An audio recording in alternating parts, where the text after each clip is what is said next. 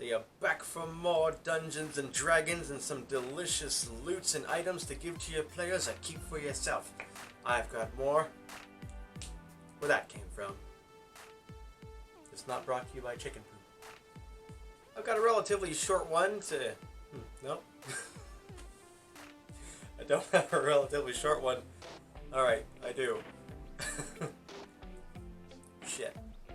I have a relatively simple one. You know what? I'm not cutting it out. I'm just going to keep it in. I'm keeping it in.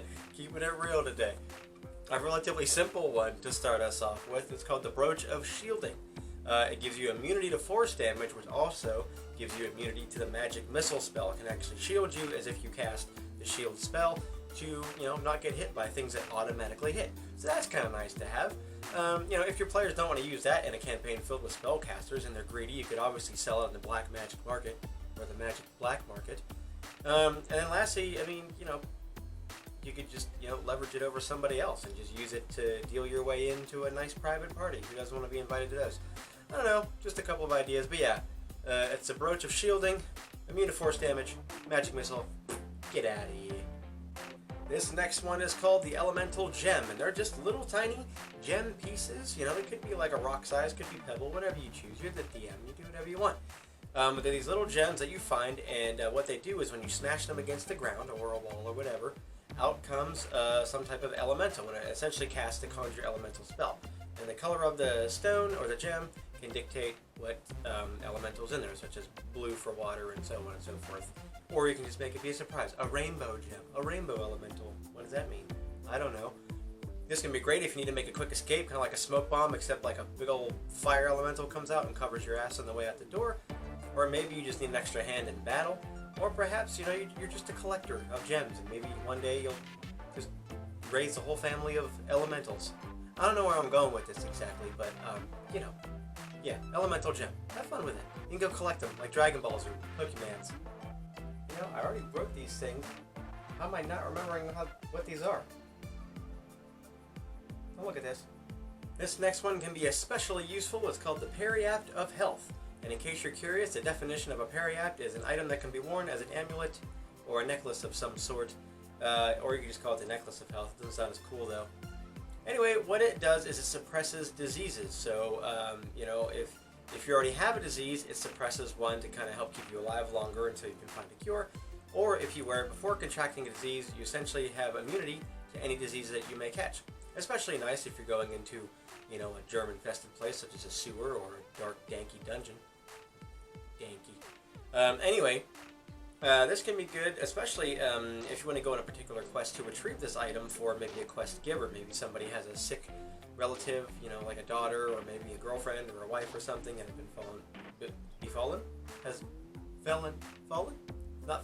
has fallen ill, and you're just trying to do your good deeds, or maybe somebody in the party wants to keep it for themselves, because they don't want to get any diseases. Maybe they like to sleep around and skank around at the bar.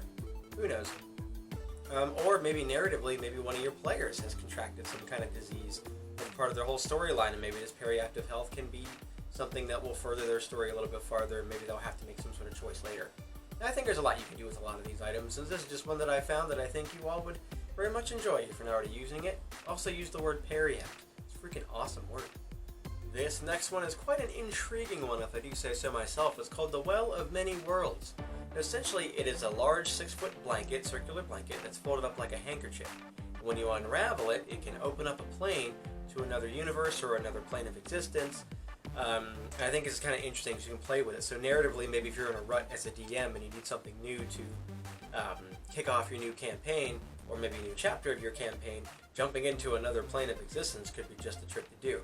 Now, it is a two-way door, so they can come back. However, what's to say that once they jump in, some rapscallion doesn't come and fold it back up and take it back to their lair or something. But I do think it'd be interesting because then you can explore other god realms, you can explore just realms in general that maybe your players wouldn't think to explore or want to explore. And maybe there could be some sort of plot that runs alongside your current campaign that maybe all, collides once they find this thing. Or, better yet, they could be going to retrieve this from some evildoer who already has it, or maybe it's a race to go get this thing because some evildoer, maybe your big bad, is after it. I think it could be a lot of fun. Or maybe it could be just a fun little one-shot that you can use, little kind of random crazy campaign where you can just make up some crazy world that they dive into that is ridiculous. Kind of like the Feywild, but maybe even goofier than that. Maybe some Care Bears are there. I don't know. The Care Bear stare is pretty crazy, so beware. Alright, and this last one, I'm actually going to be reading from my phone because it is so intricate, and I found this actually from a D&D supported site. This is one that somebody else made up. Several of these are. I think actually this whole list is ones I found that are official items that you can use. I thought it would be interesting to kind of spread the word about some of these because I certainly haven't heard of them. So forgive me as I read off my phone a little bit to tell you. There's a lot to it. I'd show you, but there's a lot of text on here. So this one is called the Feather Token. Now, let me just tell you that you roll a D100 to find out what you get. So, you either get the anchor, the bird, the fan, the swan boat, the tree, or the whip. Right? And so, the anchor feature prevents ships from moving, so maybe you're having like a wild chase, or you're about to have a wild chase on the ocean or the high seas, and you slap this token to the boat, and it anchors it. And then they can't move. I don't know how you dispel it or if it ever dispels, but it sucks to be them. It's like having a boot on your car. The next one is hang on a second, I'm finding my spot. The bird allows you to summon a massive bird that can carry up to 1,000 pounds. There are some other rules to it. That's roughly the idea. It's a big old bird, probably like a rock, R-O-C, a rock, or something that can just, fly wherever they want. This is a one-time use thing, by the way, so just make sure that you save it for when you really need it. Up next, we have the good old the swan boat, which just lets you summon a big boat that looks like a swan, which is kind of cool. But it is self-propelling, so you just steer it where you want it to go, and it goes on its own, so even if there's no wind, so that's kind of cool. Up next, we have the fan, and the fan comes and appears behind water vessels. As you can see, there's a lot of vessel-type actions here, and it just blows your ship or your boat farther and faster than most boats would normally travel, even with, wind pickup, as it were. What do they call it? Wind pick? I don't know. The things where it blows to the wind? You know what I'm talking about. And then lastly, there's two more. There's the tree, where you just slap this tree token on the ground, and a big old tree, this massive, larger-than-life tree, just shows up there.